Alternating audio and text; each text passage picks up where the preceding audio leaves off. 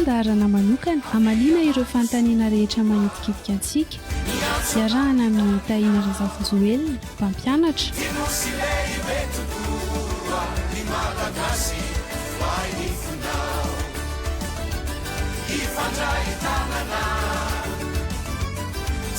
dinoary mialaka misy 4 aogositra ho avy izao amin'ny 2 radolakandro tsotra marina mahomby fandaharana manokana hamalina ireo fanontaniana rehetra manitikitika antsika iarahana amin'ny Tahina Razafinjoelina mpampianatra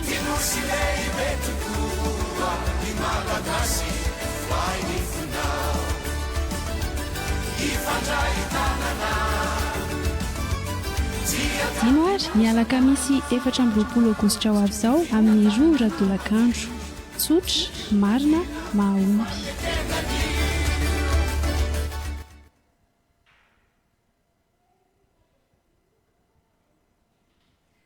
miaraba ny Tahina Razafinjoelina miaraba mivonjy ary miaraba koa ny koto any lavitra any fa te hiaraba manokana any Iantso Beaumartin moa ny alalantsika azy fa noho ny tsy fahasalamana tampoka no tsy nahafahany dia miaraba azy ary maniry indrindra hoe azo fahasalamana faran'izay haingana izy. izy tsy moa izany araka le nitenenantsika dia hoe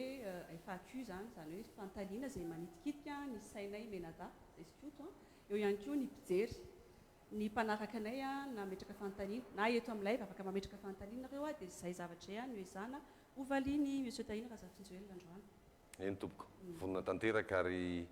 manantena koa hoe fanontaniana tena mamaritra ny fietahitan'ny olona momba ny fitondrana momba ny firenentsika. Iza nanomboka azy sasakoto atin'oe io ary amy mieritreritra hoe isaka fa tokony hanao fampahafantarana azy aloha satria zay zao tonga dia metraka fanontaniana nefa ny tsy fantatsainy olona zany. Tsy maninona fa ho atomboko ary Tahina Razafinjoelina ny anarako mpampianatra mampianatra eny amin'ny anjerimanontolo ary koa misehatra amin'ny fampianarana tsy miankina misehatra amin'ny lafiny politika koa hatramin'ny taona 2 sy 4 arivo satria nandray andraikitra tamin'ny ataoko hoe antoko anankiray fananangana ny antoko Tia Tanindrazana tamin'ny 10 sy 4 arivo ary mahita fa fotoana izao ampy izay namolavolana ny be tena voizinay dia hoe ny vina aloha vao ny olombelona ny vina rehetra hoentina raha miresaka fanabeazana raha miresaka fanapaream-bolam-panjakana raha miresaka Madagasikara nomerika dia vina efa nananany antoko tamin'ny 10 tsy avy amin'ny Tahina Razafinjoelina fa avy amin'ny antoko Tia Tanindrazana. Ity nefa hita hoe masaka ilay izy satria efa nentina tamin'ireo ray aman-dreny marobe nanana andraikitra ambony teo aloha mba ny fanontaniana ahoana ity raharaha ity na koa moa ny asa tamin'ny ministera mpanolo-tsaina ambony amin'izany fotoana izany tao amin'ny fanabeazana dia tao amin'ny ministera vola dia izay no nahatonga an'ilay izy hoe efa somary mba nanana traikefa ihany amin'ny lafiny fanabeazana sy amin'ny lafiny hoe fitsinjaram-bola. Ny resaka nomerika moa misehatra amin'ny lafiny nomerika amina orinasa maneran-tany ny orinasa tantanina dia izay mahatonga an'ilay izy hoe mahita koa tsika amin'ny firenena mandroso rehetra zavatra rehetra nomerika avokoa ialana amin'ny kolikoly ialana amin'ny fahaelana satria ela rehefa tsy mandalo nomerika dia izay no nahatonga an'ilay izy resilava ilay vi no nataona ny vatsika ny fanabeazana. Kely mitohy fa mpiangamy izay fampidirana taniana mifanehatra amin'izay dia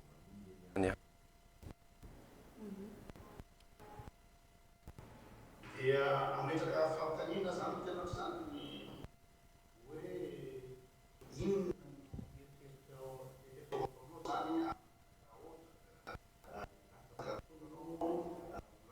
inona misy tonga kompania zao no hoe anova rafitra efa misy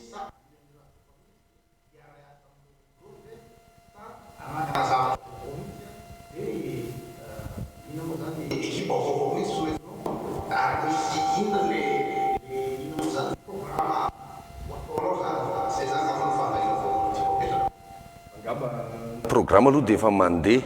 manerana ny rehetra hoe fanabeazana ny malagasy mitodika amin'ny Madagasikara. Raha miteny mantsy koto hoe manova rafitra, aleo ataontsika mahitsy tsara hoe rafitra inona avy aloha no vaina. Zay ny zava-dehibe. Rafitra inona avy no vaina. Ny voalohany zavatra ho vaina zany dia ny rafim-panabeazana. Satria ny zavatra misy na inona resahantsika. Maro be zao ny olona tamin'ny farany teo teny Ankatso nisy nitondra le hoe aiza ny vonjeo zay ry Rosianina. Dia miteny aminareo na iza no atsotsika monjy atsika, na ny Rosianina, na ny Amerikanina, na ny Sinoa, na ny Arabo, dia rehefa tsy mahalala ny tantsika sika dia tsy misy fampandrosoana. Io dia averiko foana hoe miteny atsika zao hoe volamena. Ny volamena ne tsy tafiditra anaty rafim-panabeazana mihitsy. Nefa harena misy eto, tsika zany afaka miteny hoe tena hisitraka volamena. Ka ahoana moa ny afahanao misitraka ny volamena raha ianao tompony ary tsy mahalala azy. Zay le rafim-panabeazana mivantana. Iny ny teneniko tamin'ny farany. Ny jono ane ka tena vola be ary maro be ny sambo mangalatra ao atsimony faradofay ao. Fantatry ny olona hoe tsy ato la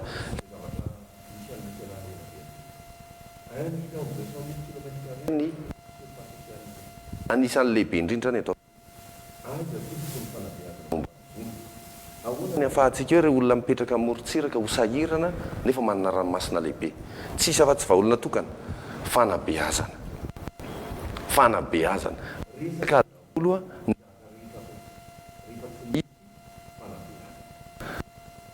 le vina voalohany ary tsika olona vina hoe ahoan'ireo rafitra ny rafim-panabeazana ny tena zava-dehibe satria mahatonga antsika voazanaka ara-tsaina. Voatany fianaratsoa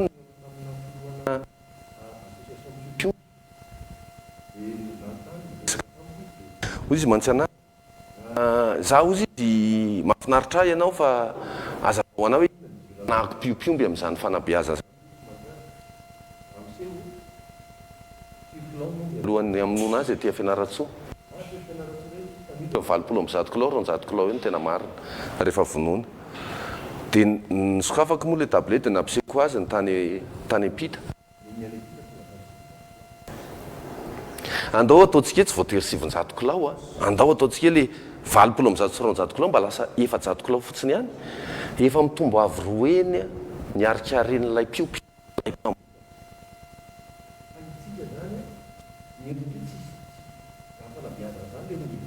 Miampy baccalauréat miampy eny amin'ny anjerimanontolo dia hoe ela be 3 volana enim-bolana. Zay le teneny andao odika amin'ny Madagasikara ny fanabeazana malagasy io omby farak'y sary io satria efa zatra n'le toetany malagasy. Nisy nanandrana nena nafatra omby avy any ivelany voalany tena nampime voalany ny ombitsika ny mety eto fa io mila anaovana fandinihana manokana. Dia hiteny anareo fambolena tany loatra mangory niona tamin'ny ekipa tany ny ekipa décentralisé moa zany ny fotany 2.5 taona isaky ny hektara vokatra vary any loatra mangory. Dia jereo any Afrika Atsimo jereo any ao Egypte 13 taona l'hektara. Nefa Egypte dia tany sablonneux filaza azy misy fasika. Dia eto Madagasikara ve tsika raha mampitodika an'le rafim-panabeazana amin'ny tany misy eto sy amin'ny zava-misy eto dia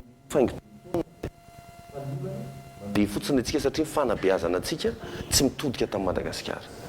Andao atodika amin'ny Madagasikara ny fanabeazana ny tanora malagasy. Ireo tsy anasa rehetra misy antony mahatonga nianatra ianao nefa tsy anasa tsy mitovy amin'ny Madagasikara zany tsy mety eto Madagasikara zany ny fanabeazana.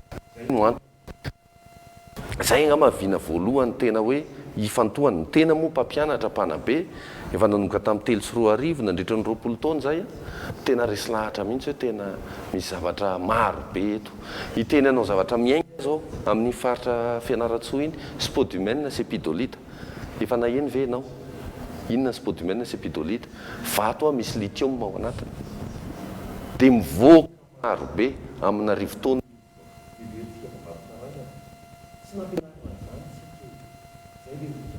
fampianarina isika fa nampianarina antsika zavatra tsy misy eto Madagasikara fa raha ny eto nataontsika etude pana be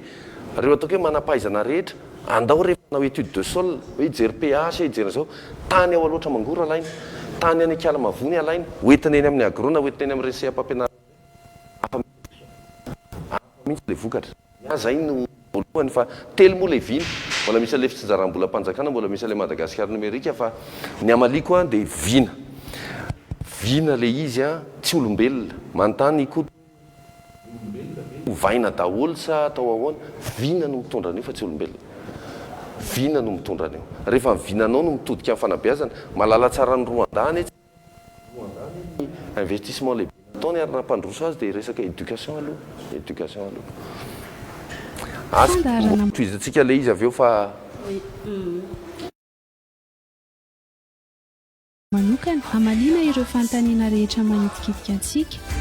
iarahana amin'ny tahiana Razafojoelina mpampianatra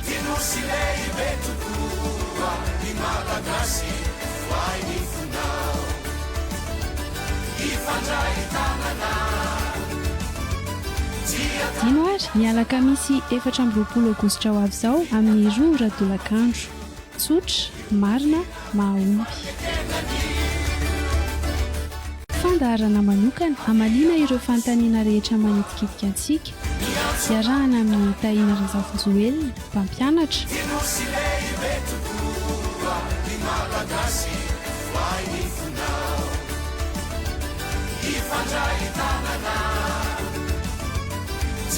dino ary mialaka misy 4 Aogositra ho avy izao amin'ny 2 radolakandro tsotra marina mahomby fandaharana manokana hamalina ireo fanontaniana rehetra manitikitika antsika iarahana amin'ny tahiana Razafojoelina mpampianatra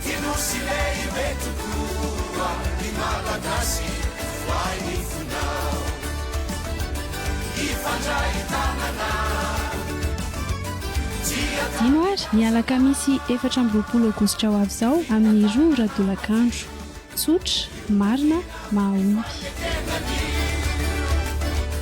fandaharana manokana hamalina ireo fanontaniana rehetra manitikitika antsika iarahana amin'ny tahiana Razafojoelina mpampianatra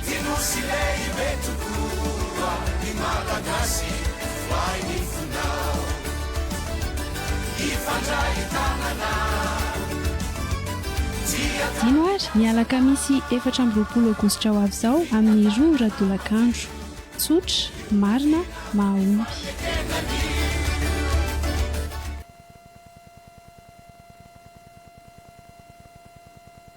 amin'ity fandaharantia dia ny zavatra ataoko voaloha hoe angataka ny vinanao hoe ina hoa ny fiche teknika za tsy nafantatra anao mihitsy raha tsy vao zao dia nangataka ny zavatra ho ataonao sy ny vina zany dia miainga amin'izay ny fanontaniako hoe misy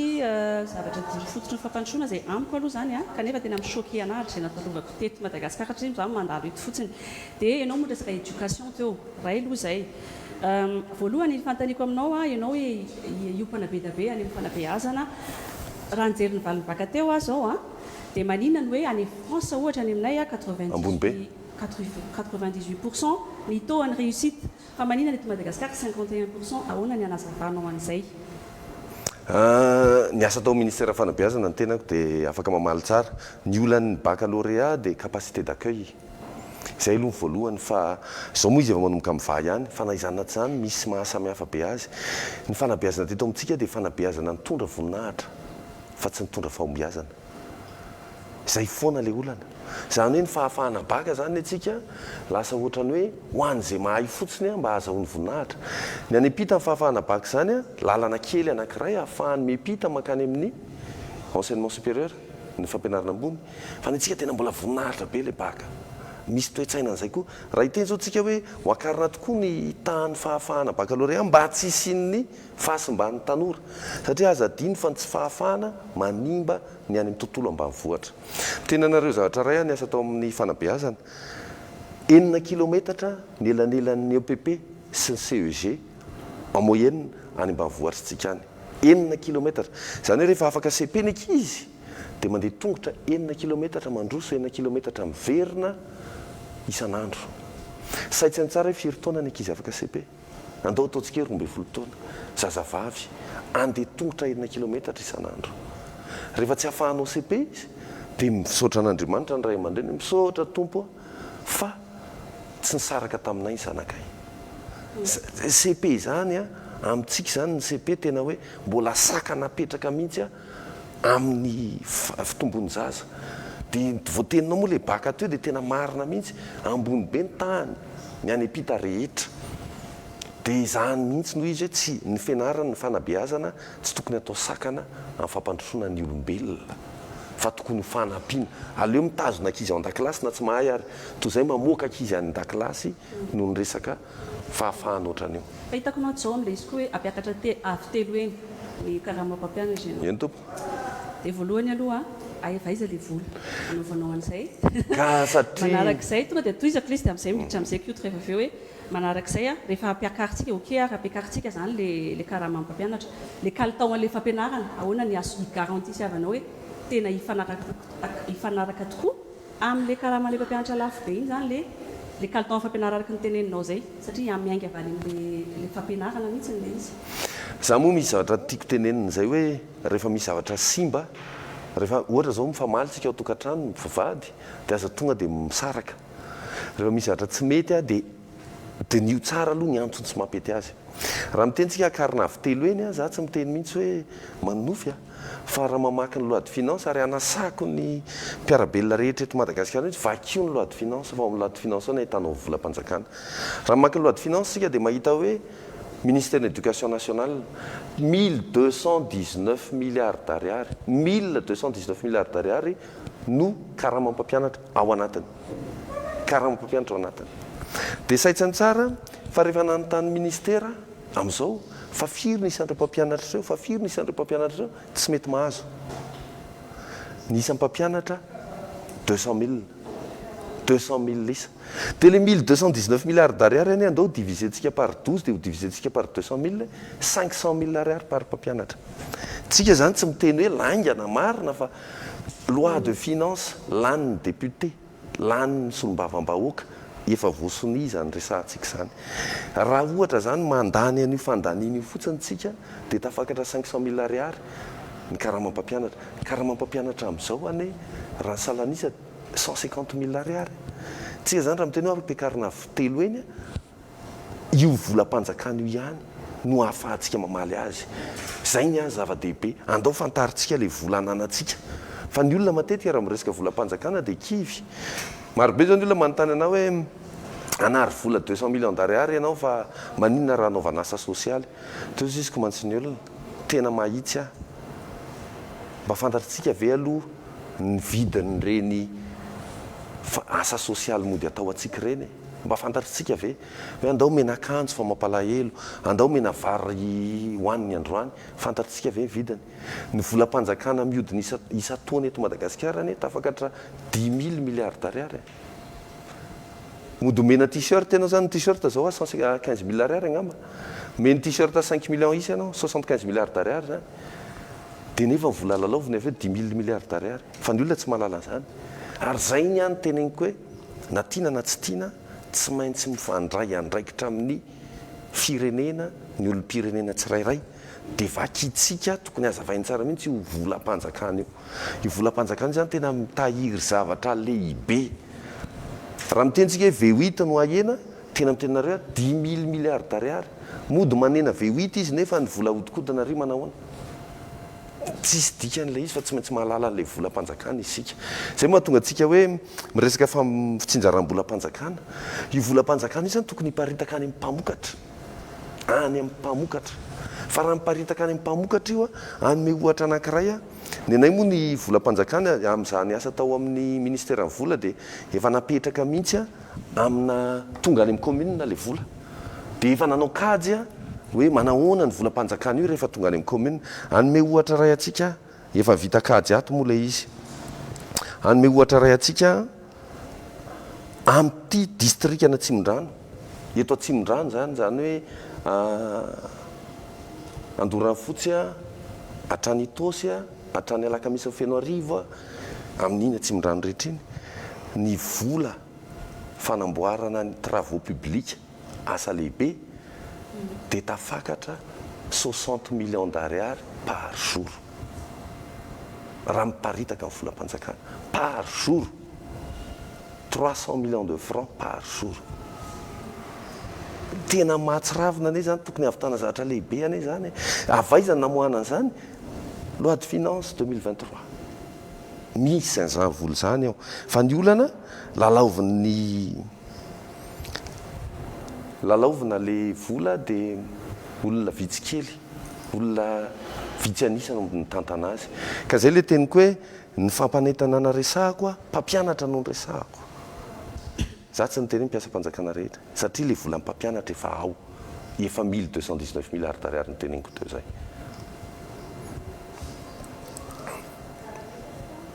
Maheno ve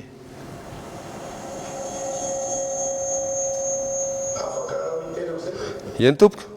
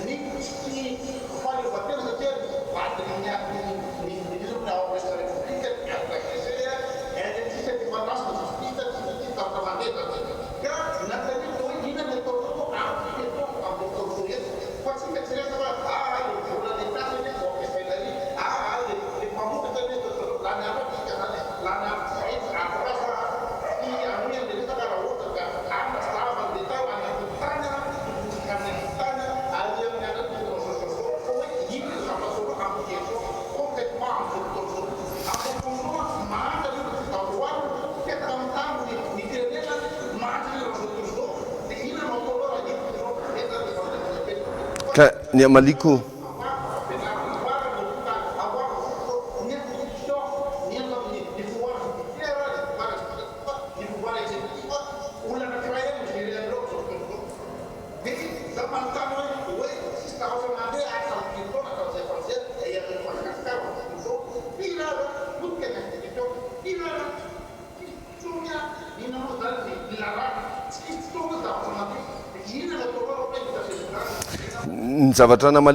ny zavatra namaliko anao teo dia ozy izy ko hoe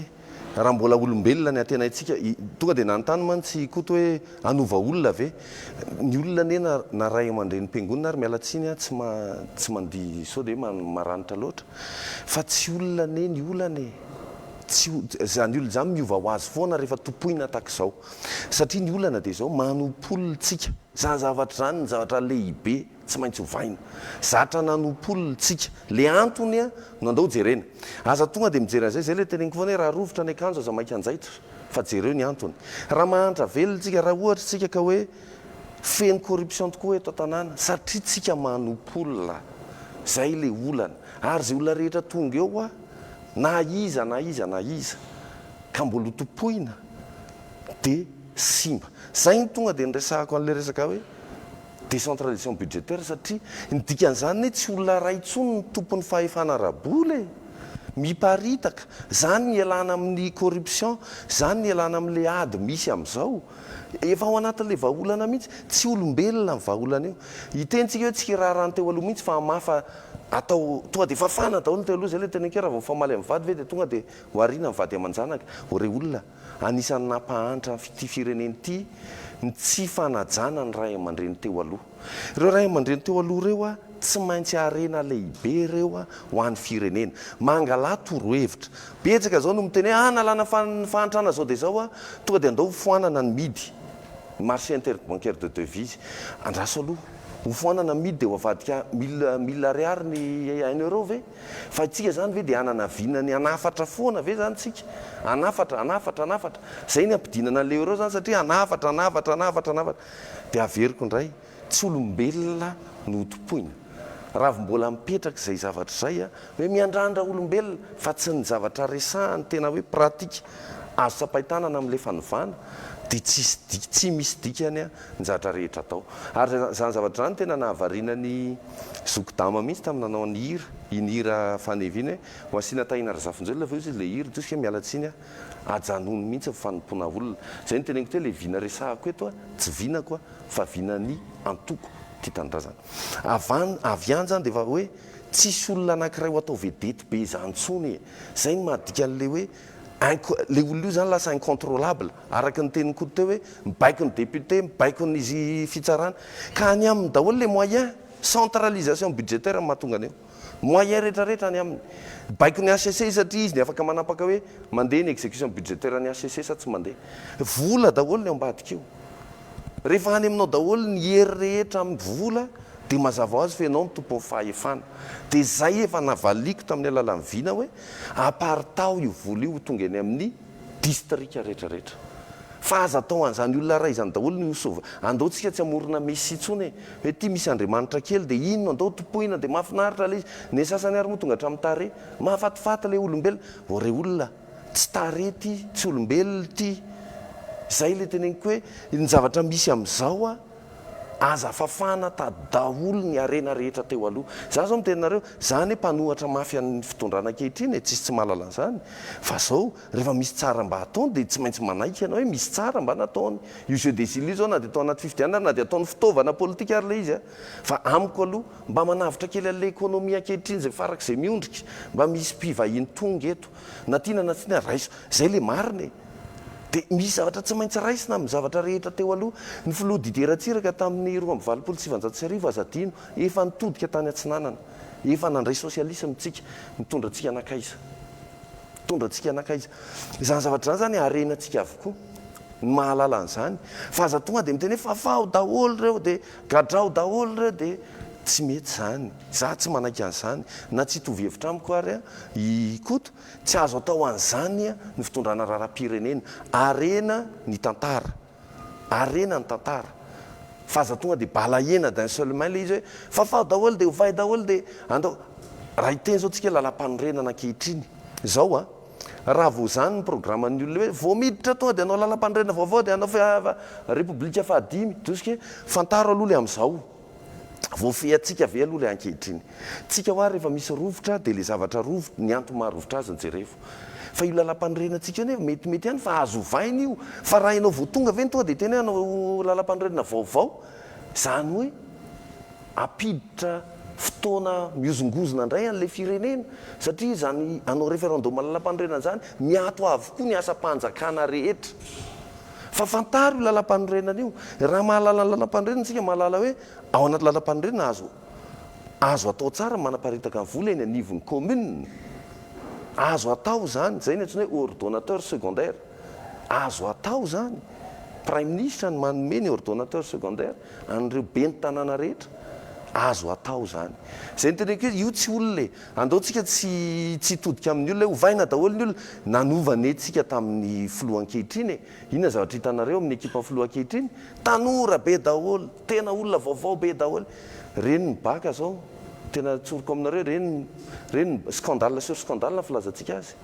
fa anareo hoe dia mieritrehitra hoe raha mba misy olon-dehibe mba efa manana traikefa mba manoro hevitra azy dia ohatr'ireny ve ny zavatra isy hoe afa baraka ohatr'ireny talen-kabinetra tratra amina trafika any apita afa baraka sady manao trafika mbola tratra tsy ampy izay no teneniko hoe raha hanova manontolontsika hoe andao tonga dia olom-baovao daholo tsy mahalala akory ny administration publique no ataontsika mialatsiny a andehandeha izay no teneniko hoe rehefa avy tsy mifankazo amin'ny tokantrano a aza manambady zavatra hafa hoe andao andramanandray anambady sanatra anambady tranotsika fa zay angamba mampety an'ity raharaha ty fantaro ny antony tsy mampety azy fa antony daholo no mitondra an'io rehefa mipetraka ny antony a petraka ny vahaolana fa ny vahaolana dia teniko ny antony dia teniko an'ireo fanjanahan-tsaina fanjanahan-tsaina no teny nampahatra ny firenentsika fanjanahan-tsaina tsisy fanjanahan-tantsony zao fanjanahan-tsaina no nampahatra antsika zay no andao alana aloha vity zay fanjanahan-tsaina izay dia mijanona amin'ny olotokana pouvoir rehetra satria any amin'ny olotokana ny vola rehetra dia izay no mahatonga ny corruption manerana ny tany eo olotokana daholo manapa-kevitra rehetra zavatra tsy asany dia olotokana manapa-kevitra azy aizany alalanao ny lalana maika eto amin'ny firenena fa manina ianao tonga dia manapaka hoe lalana rino ataoko lalana rino ataoko olona tsy mipetraka any akory ianao tsy mahalala azy izay le teneniko hoe jereo tsara aloha le antony raha mahalala ny antony tsika dia afaka miroso amin'ny izy teo amin'ny vahaolana fa tsy mety amiko izany hoe fahafahana manontolo zany tsy atao an'izany ny firenena mandalo fahasairana daholo ny firenena rehetra fa tsisy an'izany namafa manontolo zany Rwanda sao dia eritreretintsika namafa manontolo tsia jereo tsara modèle économique any Rwanda tsia fanabeazana amin'ny fanovana lehibe tao ary faharoa mariako tsara voasaza ny lalàna ny Rwanda ny miresaka fiaviana voasaza ny lalàna zany zao fanovana tena goavana tokony ho arahantsika satria ny antsika zao dia zany zao misy miteny hoe fiaviana io olona vari olona aviary ore olona malagasy ray efa farak'izay farahidany a mbola tiatsika ho zarazaraina ihany amin'ny resaka fiaviana tsy amiko zany tsy politika zany amin'ny resaka fiaviana zany ary io Rwanda matoa mandroso ohatran'io nitsoahany mihitsy ny resam-piaviana za zao mahany resaka ao rehetrarehetra teo a efa rehako daholo zany amin'ny ohatry hoe tsy hoe daholo moa zany fotriny hoe nareo zany rehefa candidat ohatra zao ka hilatsaka fifirenena dia tsara programma tsara viana mipetrapetraka daholo ary hitanareo daholo le olana rehetrarehetra misy eto amin'ny firenena zay raha ohatra moa manam-potoantsika dia ho tany sekely zavatra choquena rehetrarehetra teto a inona raha ny ahafahana hoe garantie ho anay vahoaka hoe par rapport amin'ireo flou teo aloha rehetrarehetra ianao a inona ny ataonao tena hampiavaka anarina an'ity firenena ity farak'izay angany inona le voalohany aloha tena atao hoe foy zany le fa tsy tarina lavabe tsony tsy ataoko lavabe voalohany aloha dia le teniko teo hoe vina ny antsika fa tsy olombelona zay aloha samy hafa raha voalombelona ity a dia tonga dia simba ny filoham-pirenena faharoa ny zavatra hoentin'izao a raha miteny ianao hoe fanabeazana fitsinjaram-bolam-panjakana tsy misy manao an'izany tsy misy manao an'izany priorité aneny antsony hoe politika inona lahara-pahamehanao lahara-pahamehan'ireo reo ny lahara-pahamehana amiko zany reo ny maika amin'ny antoko ty tandrazana reo maika indrindra fahatelo iteny ianao hoe ianao miteny an'izany fa nefa rehefa tonga eo miova ihany za zao miteny aminao manohy ny fampianarako ny akatso a na tsy mivoaka ary volatra amin'ny 24 satria any voaka teny akatso ny anatra dia toizako nanonga tamin'ny volana aogositra tamin'ny herintaona indray tapaka ny jiro a za moa mampianatra informatika ahoana moa ny afahako mampianatra informatika dia hoentina ty hoentina hoentiko any amin'ny toerakafa mpianatra misy jiro ohatra zao ny teneniko anao adidy efa natao amin'ny firenena zany efa 20 taona ho azany nampianatra iteny anao zavatra hafa ndray koa tsy sanatria midoka tena fa marobe ireo olona tafita ireo rehefa manam-bola dia mitsaby tena any apita mitsaby tena any amin'ny toerakafa za mpanao baskety lavabe indroany didina tao amin'ny hôpital Gérard Aérobika docteur Jules docteur Solofo mpandidy tao ny mamako maty tao amin'ny hôpital Gérard Aérobika ny zanako ny didina tsinay tany Androva Mahajanga dia tao amin'ny Gérard Aérobika ny dadako ny didina tao amin'ny Asiera tsy ile izy zany hiainana le fitiava-tanindrazana fa tsy tantarainy raha ny tokony ho izy raha ny andraikitra raisiko sy ny asa misy satria za miasa ao Afrika Atsimo miasa ao Maorisy tokony hoe any ano mitsaby tena zay ny lôzika na za mitsaby tena eto Madagasikara mamako maty tao amin'ny Gérard Aérobika raisiko andraikitra mihitsy zany fa tsy maninona fa zay le izy ny fitiava-tanindrazana hiainana ny zanako voaray tany UCLA boursière université en Californie Los Angeles tamin'ny herintaona fa tsy hoe hanao propagande dia tsy nalefako izy fa tsy nalefako izy mianatra eto Madagasikara ny zanako voaray boursière gratuit tany UCLA fa tsy nalefako izy fa mianatra eto Madagasikara mianatra eto Madagasikara ny zanako tsy maintsy zany ny fomba ianao tsy maintsy manao management par l'exemple fa rehefa ianao tsy manao management par l'exemple dia ny olona rehetra varalila avokoa rehefa lasa foa ianao dia mbola ohatr'izay ihany zany efa nanana andraikitra ambony teto amin'ny firenena efa miteny anao aho hoe zavatra tena tsapako dia ny fanompoana olona nanimba n'ity firenena ity lasa zay le fitenin'ny tanora amin'izao hoe miakatra any amin'ny lohany miakatra any amin'ny lohany ilay zavatra dia potika ilay olona tsika nay izao tena miandrandra olona mihitsy ny akamaroan'ny olona zao rehefa hifidy dia olombelona aiza ilay olombelona ilay misy kely anavitra Madagasikara vina io dia ao anaty vina no misy ny rafitra rehetra resahana fa io zany tsy azo atao hoe olombelona ny anovana io dia olombelona ny anao an'io dia diso io ana mpitondra fivavahana na ataontsika mpitsara andramantsika daholo efa nanantsika daholo le dokotera iny fa le vina ane tsy tao hoe populisme ane nisy e dia mbola populisme ihany ve no resahana ambany be zany niveau zany be dia be ny olona miteny aminay ianao mbola tsy fantatr'olona re olona ny vina resahana ny vina resahana fa aza miresaka olombelona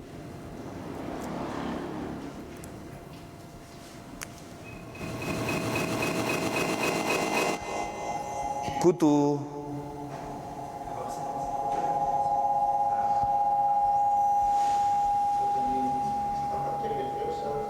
ao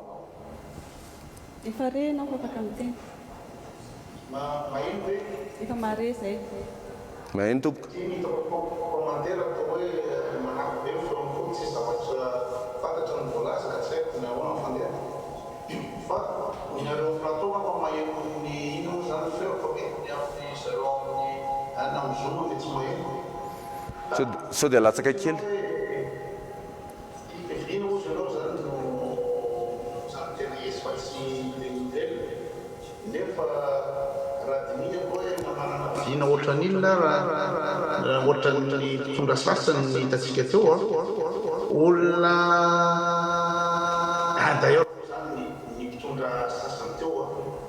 tsy nametaka vina mihitsy ohatra hoe sitro misy mahasamihafa anao zao zavatra satria ny mpitondra tohatohatra am'izay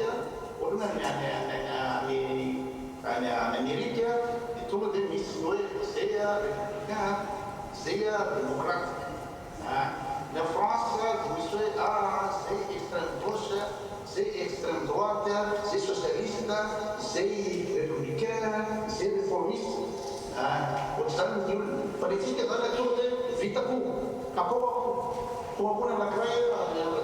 tsy fantatry mihitsy hoe iny ny zavatra atao fa dia atao fotsiny ka le olombelona zao tsy important fa le vina da tsisy samavina omeo tsy molilaka tamin'izao fa maharaka an'izay le olona koa ahoana no ny afahan'ny tonga firenena 28 millions d'habitants raha ohatra aloha tsy manana VPC tsy manana VPC koa ny gasy masy ohatra hoe certes na ino zany ohatra hoe divinotolo fetraka basy hoe mitritra ny gasy zany dia hoe olona tsy nahita fianarana zany afaka tondra ino zany multinational ohatra hoe Nestlé na Novartis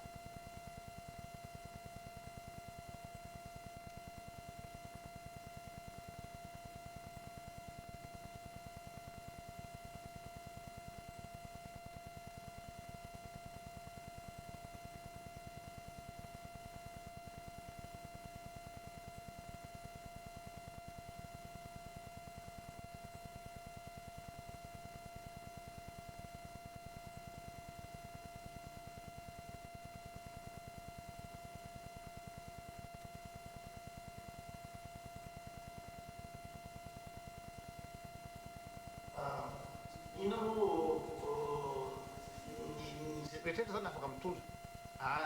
kanefa ny ozy anao hoe ny olona ozy anao tsy maninona zay olona eo fa amiko tsy possible zany hoe nizaniza zay olona eo fa hoe manana vina fotsiny dia afaka mitondra ny firenena satria misy minimum kosa angamba tsy maintsy ilana anatin'le olona hoe fafehezana ny ina moa zany ny fafehezana ny fiteny fotsiny ara na ny lany fotsiny ara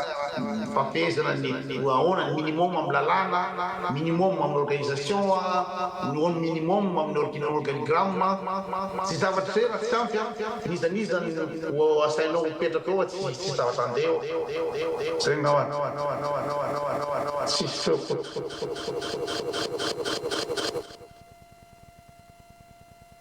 manako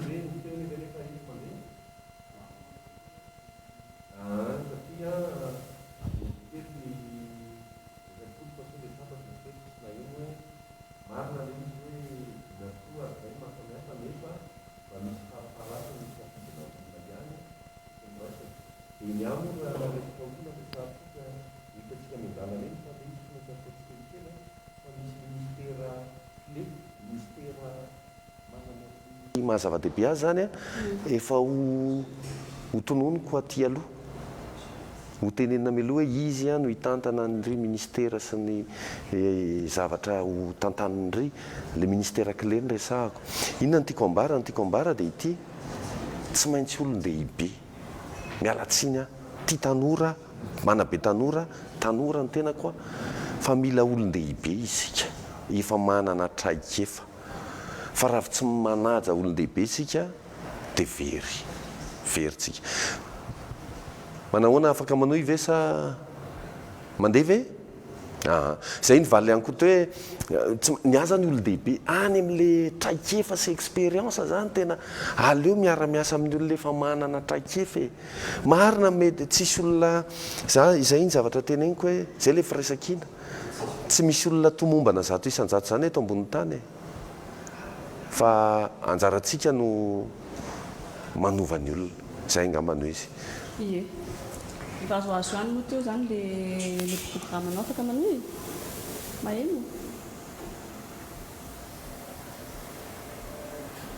maheno ve azafady tompoko za zao maheno anareo tsara fa ny olona hitako amin'ny commentaire ohatra tsy mahena sy micro tsy mazava neny koto angamba no tena tsy voarain'le olona sao dia afaka mampiasa écouteur hoy ny azafady tompoko ndraso arô antany ndraso antany azafady tompoko manohy manajera fa miala kely zany zao manohy tsika da manzavatonga very ao anatin'le programme anao koa hitako hoe misy totoy ihany zany za moa namaky tsara namaky misy ako zany hoe zay le teneniko teo hoe le programme tena tsara rafitra fa le faisabilité amin'izay rehefa tonga eo hoe rehefa raha ohatra volany fo ianao dia ahoana ny atanterahany zany rehetrarehetra zany zavatra hitako zao za zao nanao vacances tany Anosy be dia gaga hoe manana zavatra tena tsara tsika fa maninona tsika mbola tsy velon'ny tourisme eto Madagasikara mbola tsy mison sortir tsika amin'ny resaka tourisme maninona nefa nosy kely ohatran'ny Maurice Seychelles tafavoaka amin'le izy raha ianao zany zao nylany flo dia ahoana ny amalinao an'izay fantaniko zay jereo ny antony averiko foana raha tsy misy touriste eto amintsika jereo ny antony voalohany nataotsika mialatsiny a novonoitsika aloha ny compagnie aérienne atsika Air Madagascar azadiny fa ny Air Madagascar natsoina hoe compagnie régulateur de prix zany hoe izy nafana name an'ireo prix nataon'ny compagnie hafa teto Madagasikara zay mahatonga amin'ny frais aty Madagasikara raha mahita ianao niakatra be rehefa maty ny Air Madagascar sahirakirana dia afaka nametraka amin'ny prix efa niainana anie zany tao Yaoundé ao Cameroun potehana ohatran'ny hoe ny orinasan'ny ny compagnie aérienne dia tonga dia niakatra lafo be ny saran'ny avion maketo Madagasikara mihoatra ny ao Maurice zay ny tenikandalo jerena ny antony no potehana ny Air Madagascar io zany dia anisan'ny orinasa-panjakana tsy maintsy velomina faran'izay aingana dia io tsy hoe zany amelona azy zay le teneniko hoe olombelona fa fantatra fotsy hoe io aloha ny olana voalohany ny olana faharoa insécurité infrastructure aleon'ny olona mandeha ao Maurice satria ny ao Maurice sady mora zany ny frais ny tsy mitaitaina izy aza mandeha vocal le ery Anosy aza mandeha mivoakaly le ria nosy be any tuliara mampitaitainy zany dina mahatonga an'izany tsy miparitaka le volam-panjakana zay le olana engane tsy avoanao fa rehefa misy manendaka ianao sanatry avovava efa very daholo ny portefeuille sy ny volanao dia tonga amin'ny polisy ianao danao déclaration de perte dina ny tenen'ny polisy dana vidy taratasy tena le système apetraka ao amin'le resaka sécurité zany marina mihitsy zany Des toerana centre- misy anay sao amin'ny 5 ariva dia tsy azo an-dalana intsony fa misy mpanendaka Des eo koa ny centre- alabotry any ambanivohitra dia tsy mahavita miopitsony olona fa miakatra ty andrevohitra dia lasa feno fivarotana ty andrevohitra rehetra décentralisation budgétaire zay le teneniko hoe ny volam-panjakana apartao any amin'ny faritry ny mpamokatra na eto atsimindran zay na nomezako anao ohatra na atsimindran ena atsimindran nefa 26 millions d'ariary isan'andro ny vola azo ampiasaina eto amin'ny insécurité 26 millions d'ariary isan'andro miala karamany gendarme sy ny polisy zany a zay le teneniko hoe hors solde miala zany fa le izy tsy miparitaka fa tazomina ao anatina birao tokana araka ny teniny kody teo hoe tonga ho azy le corruption satria centralisé le volam-panjakana tsy misy décentralisation de pouvoir zany rehefa tsisy décentralisation budgétaire zay olona manam-bola no manana fahefana dia zay zany mahatonga le izy hoe miainga amina vinanao maliko ny valiteninao resaka tourisme tena azo tsapahitana ny resahantsika frais dia ny insécurité ny infrastructure koa moa itsy andany ny lalana potika tanteraka ahoana moa raha olona tonga etanynarivo zany dia andeha hamonjy any tomasina dia jereo ty lalana potika tanteraka inona indray mahapotika ny lalana ny tomasina décentralisation budgétaire tompoko anao zany mety ohatra hoe misy vola tokony atao amin'ny lalana koa ao satria mantsika zao mamboatra lalana ny kely mba voavoatra zany ohatra anatin'ny telo taona sy mba le izy satria tsisy fanamboarana tsisy kolokoloana misy anjany rehetrarehetra zany zany ao raha ianao zany lasa flo dia na eno isika tamin'ny fahitalavitra zay le tenike zatra resahantsika marina avokoa hoe mampiditra 1400 milliards d'ariary ho anjirama ny fitondram-panjakana isa taona 1400 milliards d'ariary ho anjirama na enotsika tamin'ny téléphérique 60 millions de dollars 60 millions de dollars zany a 240 milliards d'ariary na enotsika tamin'ny stade Barea 60 millions de dollars 240 milliards d'ariary atambatra ao zay miaraka amin'le 1400 manome 1900 milliards d'ariary ahoana ny tenina hoe tsisy vola ao misy vola ny fanjakana fa ny priorité lahara-pahamehana samihafa tsika zao mieritrehitra hoe manao fotodrafitrasa manamboatra n'ireny sekoly sy hôpitaly dia zay le teniko foana hoe niatiny aloha vao ny fonony te hanamboatra sekoly ianao te hanatsara sekoly ianao inona ny ao anatiny mpampianatra rafim-panabeazana fa aza le trano no amboarina nefa le mpampianatra ao a zara fa misakafo karaha mampampianatra hodina daholo le qualité an'le fampianarana zay le teneniko mihitsy le raha te hanovana ianao e tenitsika to hoe avy telo eny raha miovana eny karaha mampampianatra mahafinaritra azy ny fanovana hoentanao e fa raha io foana no karaha mampampianatra ataovy ny fanovanao fa tsy manaraka izy zany hoe io lafiny tamberina ndraikitra amin'ny karama io zany a no ahafahana manamora n'le fanovana n'le rafim-pampianarana rafim-panabeazana aza mieritritra ny anova rehefa tsy mbola raha tsy miakatra ny karamany mission impossible zany le ohatran'le film ny Tom Cruise mission impossible zany 5,000 sy ray alina azafady 5,000 sy ray etsy ane ny karamany tsy ianao hoe mahalala an'izany 30 euro ane 25 euro ane zany iza ny olona mbola velona amin'izany nefa mpanabe iza dia rehefa nresaka ihany moa ianao le resaka fahasalamana iny koa zany laham-pahamehana tena hoe tsy ilaina vahoaka tena apetraka amin'izay afaka tenenao foy ary zany be hoe raha ianao no lany filoha ahoana ny ataonao hanatsarana ny resaka fahasalamana voalohany aloha lafo be ny fanafody tsy voavidiny marary faharoa tsy ampy ny mpitsabo rehefa tonga any amin'ny hôpitaly zay a dia hoe tsisy mpitsabo ony fa mpitsabo ray mitsabo olona efa ho zato fahatelo ny fitaovana tsisy fitaovana tsisy atao radio tsisy atao scanner le olona tsisy scanner tsisy dia tena hoe apetrao mihitsy ara hoe ataovy tena mazava tsara hoe inona le apetraka ao ary fanatsarana ny fahasalamana izay le averiko foana hoe tsy izaho a no hanatsara ny fahasalamana zay le védétisme personnel tsy azontsika atao fa ny atao a dia omena ny vola mifanitsy azy reo hôpitaly mpanjakan'ireo hôpitaly mpanjakan'ireo a omeo vola ataovy ihany ny volam-panjakana fa zajanao ministera lany eo ministère miboda daholo volam-panjakana fa tsisy makany amin'ny hôpitaly. Zay any mahazava-dehibe an'le resaka décentralisation budgétaire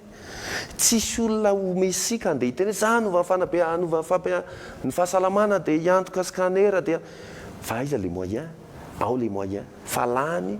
resaka fonctionnement sy resaka mialatsiny taratasy zavatra tsy mialatsiny ministère fahasalamana zany dia natao ho an'ny fahasalamana zany dia hôpitaly tompoko dokotera hôpitaly sy dokotera zany ny zava-dehibe amin'izany dia ny fitaovana ao anatiny zay voatrano zay le tena ke le lahara-pahamehana ny hoe atiny aloha vao ny fonony. Ka za mbola miverina foana ny hoe na tsara raha ny fitaovana tsara karama ny dokotera sy ny mpampianatra ny ahy zany eo amin'le qualité an'le zavatra ataon'le olona mihitsy zany any amin'le tsy ampy le fanabeazana ny olona tsirairay avy eo amin'ny asany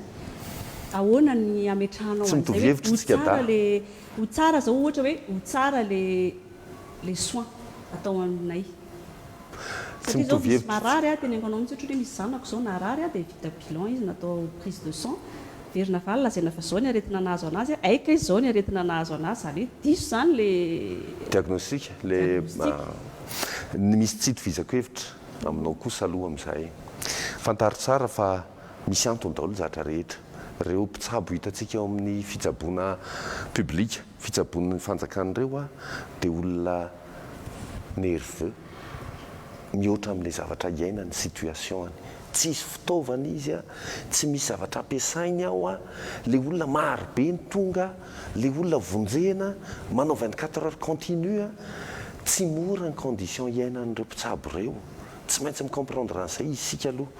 zany hoe le antony mahatonga le mety fahadisoana diagnostika zany jereo tsara le environnement iainana fa hiteny aminao zao mananorina ny Maurice dia indray mandehana dia hôpitaly dia nahita mpitsabo gasy mandidy any Maurice mandidy any Maurice reo mpitsabo tsika mpitsabo miasa amin'ny fanjakan'ireo alain'ny olona mercenaire andidy any aminy ary efa tiako tena anao mahay mpitsabo malagasy tena mahay mpitsabo malagasy fa ny fitaovana ny tsy misy tompoko ny considération zany dokotera zany ka baka plus 12 fa tsy misy considération karama tena kely dia kely za tsy miteny apakatra avy hatrany karamany dokotera fosika hoe fitaovana aloha ny maika ny fitaovana ny maika dia ny considération reo dokotera reo fa za tsy miteny zavatra lainga zay le teneniko hoe za miainga amina budget misy za tsy miainga be da be ny olona rehefa miteny ho amboaritsika ty tetezany ty ho amboaritsika ty lalany ty re olona tsisy filoham-pirenena namboatra fa volam-panjakana no mamboatra zany za mila amboarina mihitsy amin'ny saitsika tsisy filoham-pirenena mamboatra fahasalamana fa ny volam-panjakana mahatsara ny fahasalamana tsisy filoham-pirenena mamboatra tetezana fa ny volam-panjakana mamboatra tetezana vo avany mananjary podika tanteraka amin'ny Batsiray mananjary hatramin'izao efa ho ray taona sy tapany zany zay fa miteny sady tsisy jiro podika daholo ny miala daholo ny tafo podika varavarana dia ozy izy ke tsisy volam-panjakana tonga ny mananjary zay ny dikany fa nefitsika eto mahita tamin'ny 26 juin mandratra reny mandratra amin'ny fonao reny mijery 26 juin anao jiro maro loko be da be teo anosy natao daholo ny fanaovana fety rehetrarehetra délestage amin'io manerana ny tanàna fa ny eo anosy fanaovana fety tena dia zany mahazo ny olona mananjary dia izy komantsana hoe lahara-pahamehana le fitondrana lahara-pahamehana io fa raha vola nresanao misy ny volam-panjakana ary tena miteny anao an'izany zay mahatonga na miteny hoe aza tonga dia fafana daholo ny zavatra nanana rehetra fa andao jerevana ny antony ikoto ve fa afaka miditra azafady indrindra sa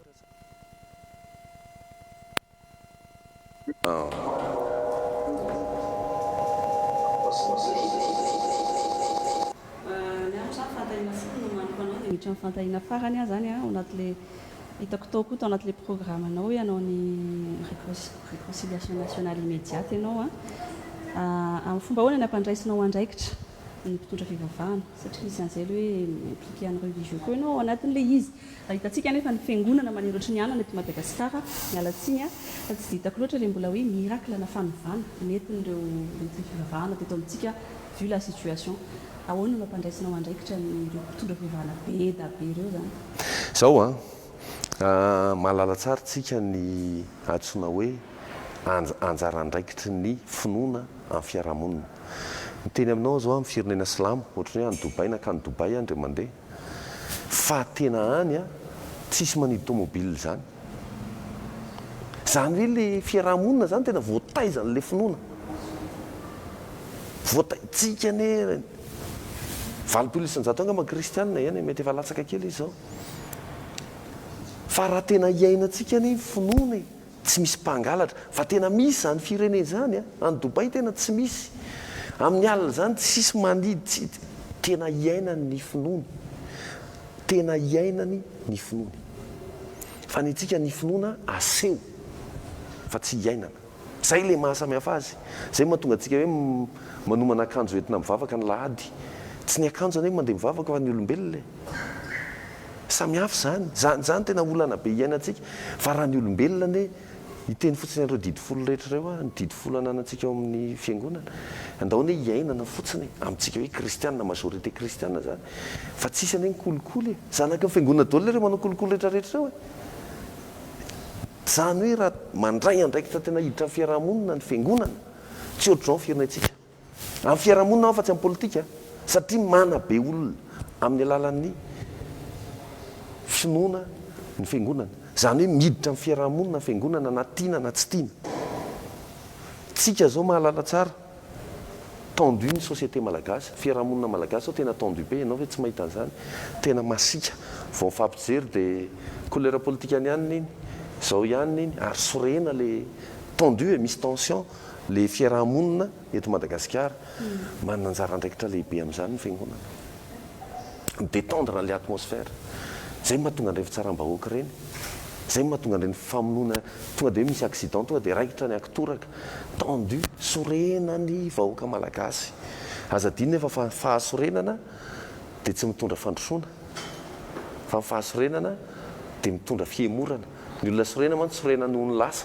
fa tsisy sorena noho ny avo zany dia lasa tsy manana vision zany ny olona rehefa sorena andraikitra ny fiangonana amin'ny manala an'izany ikoto ve efa afaka miditra sa ohatra rehefa ela be ka ifananavy nampiditra ny resako dia hitako amin'ny commentaire hoe tsy eny mihitsy izy fa aleo dia ino moa zany toizanareo ihany angamba izy fa tsy mety zany zao ny lafiny teknika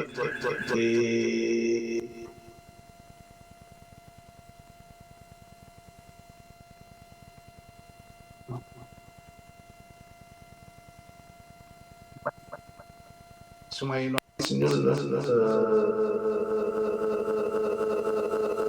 that's what dia commentaire hoe maheno nareo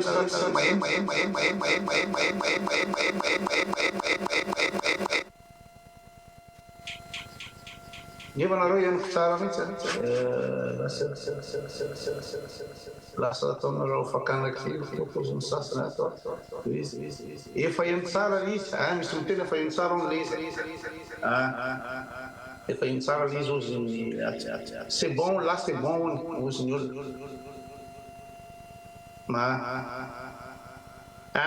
dia raha ohatry zany mandeha ny micro dia ny fizako le zavatra teninao teo fa misy hipandraisana amin'ny misy hevitra itovizako aminao mikasika le resaky fivavahana teo ary za moa zany efa malaza ratsy mihitsy amin'ny Madagasikara ny fanakiana fivavahana nefa dia za ina moa zany ny fahitako ny zava-misy any amin'ny toerakafa no mahatonga sarotiny amin'ny fivavahana Madagasikara atao ketiketihana fotsiny le izy mameno collision mitsika mameno ny zavarehetra andeha taxibrosy anao mahajanga ireo fivavahana alefa izy chauffeur tsy manontany hevitra akory na mety aminao na tsy mety aminao zay toerana alehanao zany accélé le fivavahana à Madagascar nefa le tsisy ifeny tsisy fetaikiny amin'le fitondratena an'le gasy fa ohatrany hoe fitiavam-bola fotsiny tsy hoe ohatrany zany fitiavam-bola fotsiny dia fitiavana fivavahana fotsiny le fivavahana ianao ny teny teo hoe tsy manidy varavarany any Dobay izany ianako tamiko moa tamiko moa ka tsisy mpangalatra tsy mpangatatra le olona mpivavaka ny olona ny mivavaka silamo le olona dia tsy mpangataka manina tsy mpangataka satria tsy mety amin'izareo silamo zany hoe olona piray tanindrazana aminy olombelona to azy no mangataka fetsy hoanina fa ny azy zany tsy tampiny zany zavatra zany fa hoe amin'ny mampivavaka azy dia alaina eo andeo inao any an-trano ny ankomora olona anankiray ny miasa olona 12 velominy efa zavay foana zavatra zany ankomora be deaibe ny komorany na tia ino moa zany atia Marseille atia France no mandefa vola any amin'ny toerana misy azy zany satria le fivavahana ka no mikevitra aminao amin'izay resaka fivavahana zany fa nolana dia fivavahana no mandidy manampy Madagasikara ao no tompony Madagasikara ary lazany zareo fa fivavahana no ino moa zany Madagasikara ho an'ny Kristy dia raha resaka fivavahana zany zany no resina ohatran'ny hevitao dia sady tena io mikevitra aminao zavatra zay fa tena ao fototra voalohany amin'ny tsy fampandrosoana satria ataona fotoka ny toetsaina fanafotoka ny fiarahamonina ny mamalaka taloha fotsiny idina ny fivavahana kristiana dia aveako aminareo le ino moa zany ny resaka fa ohatra olona misotena any hoe mampiasa écouteur nampiasa an'ity écouteur tia fa dia tsy mandela izy atao mito ny ordinateur menimena le olona tsy mety le izy fa dia aleo averintsika fandarana manaraka fandaina faranapetrako aminao zany hoe gouvernement resaka gouvernement raha isika ny gouvernement tsy hainao rery ny eo araka teninao teo ny système ao ambadika ao feny corruption efa ny resaka kolokolo ianao teo dia ahoana raha no azonay antoka fa rehefa ianao io dia tsisy tsony ny corruption iny le vina fahatelo le Madagasikara numérika marobe mihitsy olona no miteny hoe hafa mihitsy zany viny zany teo isika hoe Madagasikara numérika aloha ny ahafahana manatanteraka le décentralisation budgétaire resantsika informatique io ny volam-panjakana tompo dia sorabola fa tsisy vola-bataina hoentina ny Fianaratsoa na hoentina ny Tomasina sorabola io informatika manontolo faharoa ny informatika ny ahafahana miady aingana indrindra amin'ny corruption satria ny informatika ny aingany ny informatika ny akaiky ao anaty telefona dia mahalala information ianao zany hoe raha misy ohatra hoe mpanao lalana meko izay foana ny ohatra meko hoe misy mpanao lalana zao mandehantsika zany amin'ny RN4 dia ty lalana ty vao namboarina dia nefa potika sahady misy corruption tao zany satria ny lalana tokony misy garantie lalana tokony misy durée de vie lalana tokony averin'le olona mpamboatra azy teo aloha raha misy simba sahady dia fa maninona nefa no mahafaka manohy asa foana iny olona iny any amin'ny toeran-kafa satria tsisy transparence mihitsy amin'ny alalan'ny Madagasikara numérika hoe mandeha RN4 anao dia afaka mijery hoe fa iza moa no mpisehatra nanao an'ity iza ny orinasa nanao an'ity io ohatrinona le marché 20 milliards d'ariary firy ny garantisy 12 mois mazava ho azy fa tsy mahazo asa tsony ny olombelona iny orinasa iny izay le zava-dehibe amin'le Madagasikara numérika tsika zany meritrre rendrarendra Madagasikara numérika fa inareo petraka any ampita mahalala tsara fa any ne numérika daholo ary malagasy marobe no miteny hoe malagasy niveau T3 miala tsy ny tompoko aza mbanina ny piray tanindrazana aminao avanana amin'ny numérika malagasy tsy mbola nisanao politika nationale fampianarana Facebook teto amin'ity firenetsika ity fa manao Facebook daholo hatrany Nosy-Bianala any Nosy-Bianala mahita olona manao Facebook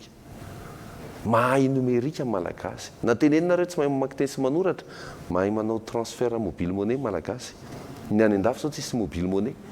ny any Paris ny any Frantsa tsy dia mampiasa mobile monnaie carte ny any dia internet eto Madagasikara mobile monnaie faharoa maneran-tany mobile monnaie faharoa isika ka zany zavatra zany nyteneniko hoe Madagasikara numérika resahana resaka teknôlôjia tena ilaina amin'ny ady amin'ny kolikoly tsy hitahina raha zafinjoelona no anala ny kolikoly fa reo vina zay le teniko hoe tsy miala amin'le vina fa raha vao le vinireo zany no ialana dia lasa populiste tsika reny akanjo zarazara ineny tsy viny reny famotehana tena mitenareo an'izany vao niona tamin'ny olona avy any Tuléar tamin'ny Maly ny enimpolo isan-jato ny tany any Tuléar ozy izy le tany mpanjakana efa lasa avokoa toy izy komantsy aloha zay mividin'le t-shirt naminy t-shirt ianao fa nalainy ny taninao nameny akanjo nameny vary sy mainaka ndray andro ianao fa nalainy ny taninao, nameny t-shirt ianao fa tsy mandry fahalemana, ny omby rehetra tao ambala very daholo. Izay le tena hoe na le fomba fanaovana le propagande ary tsy maintsy tena manao fampielezan-kevitra fa tsy fampielezam-bola. Tsy maintsy zay le fanovana any fanovana. Za tsy miteny hoe janona atao Facebook amin'ny fampielezan-kevitra efa zay le nitantarako efa tonga tany mananjary sy ohatr'izany. Ny Bureau national ny firaisan-kinan'ny Titandraza efa tonga any amin'ny district efa 70 amin'izao amin'ny 7 am'zato efa tonga. Efa misy any Ambatoboeny, efa misy any Antsohy, efa misy any Iosy, efa misy. Tsy maintsy manao fampielezan-kevitra fa tsy hanao fampielezam-bola. Dia zay angamba ny tena amafisiko hoe aza miteny grand candidat zantsony amin'ny alalana moyen. Zany koa ny tena mahavoan'ny olona rehefa manao politika. Grand candidat iny fa tena mampiasa vola be dia be. Dia zao tsika mahalala an'le marina tsy dia samy teny fa matahotra. Tsika mahalala hoe diso zany fa matahotra tsika sao dia anahirana eo ka sao dia iafary ny zanako mbola kely tsika nefa mahalala fa diso zany. Tsy moyen ma grand candidat fa vina sy ny réalisation na vina. Réaliste amin'ny mpampianatra ve manova ny rafim-panabeazana? Réaliste ve zany? Réaliste amin'ny tsika zao raha miresaka Madagasikara numérique dia miteny atsika zao inona moa ny olana eto Madagasikara? Jiro sy rano. Tsy niresahanao moa le zatra rano andalo teto ianao amin'ny fotoana lavalava zay jiro sy rano tena olana be a. Itenanao ny olan'ny rano fa inona moa ny olan'ny rano? Ny olan'ny rano ihany hoe olana manera-tany. Miaina ny rano eto amin'ny tany. Itsika dia firenena manana ranomasina. Faharoa, itsika dia firenena mamokatra ingénieur maro be ny amin'ny anjerimanontolo eny a Vodivorona. Be dia be nefa nahavita étude mamadika ny ranomasina ho lasa rano azo sotroina. Totalisation de l'eau de mer. Any an-dafy zany efa fatao. Ny mahavariana dia ity tsy misy mampiasa. Zay le teneniko hoe le fanabeazana mihitsy any nambaniny. Tsy nisy nampiasa. Nefa raha mampiasa an'io zany tsika ampidirina aty anivon-tany, ampidirina any faravaratsy any morontsiraka. Dia le olana rano io zany le rano alefa any morontsiraka mahazo an'le ranomasina dia le any morontsiraka indray zany mba afaka mandeha aty afovoan-tany. Zay le tena hoe le fanabeazana atodio amin'ny Madagasikara. Fa zany efa nisy nahavita, efa be dia be ny olona manam-pahaizana nahavita an'izany teto Madagasikara. Dia misaotra ny vonjy, miala tsiny tamin'ny koto raha tsy tafiditra tamin'ny lafin'ny feo fa dia antenaitsika hoe mbola hiverina ary hanao fifanazavana bebe kokoa fa ny koto moa somary agressive mahery fihetsika nefa fantatra fa olona sincère tsara ianao ary zay mihitsy safidianako anao olona sincère ianao mahitsy ianao misy hevitra tsy mitovy fa atombontsika amin'ny firaisan-kina fa tsy ny olona tsony miady. Zay tsy hanononako anaran'olona mihitsy raha mahita ikoto. Za tsy manonona anaran'olona satria ny vina ny miady fa raha mbola olona miady dia mbola hisarasara koatra zao foana tsika. Fa andao ny vina ny ampediana hoe ny trano ve ny tsara sa ny olona ao anatiny. Izay ihany zavatra teneniko inona ny tsara trano sa ny olona ao aminy. Dia misaotra koto dia ialana tsiny noho ny tsy fahatombana teknika.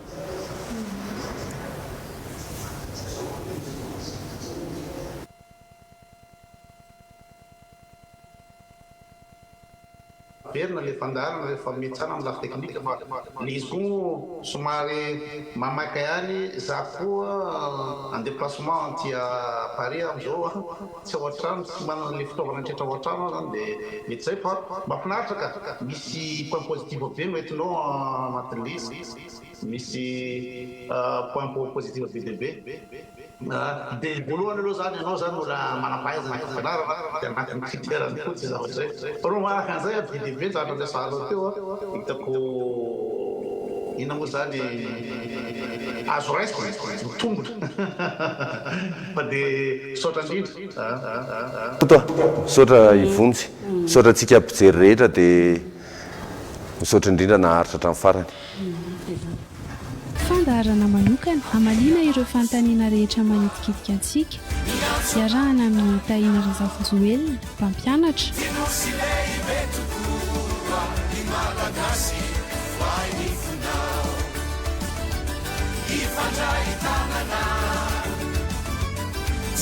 Dinoary ny alakamisy 4 Aogositra ho avy izao amin'ny 2 radolakandro tsotra marina mahomby